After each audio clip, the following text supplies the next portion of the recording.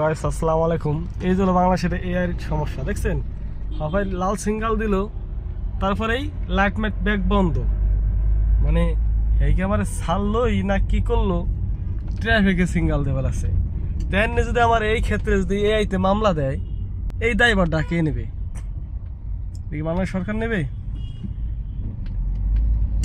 এই যে আমি তো কত কষ্ট করে বেরোলাম, এ তো সিঙ্গেল লাইট অটোমেটিক বন্ধ হয়ে গেছে, পুলিশের সিগন্যাল দিয়ে বের করলো।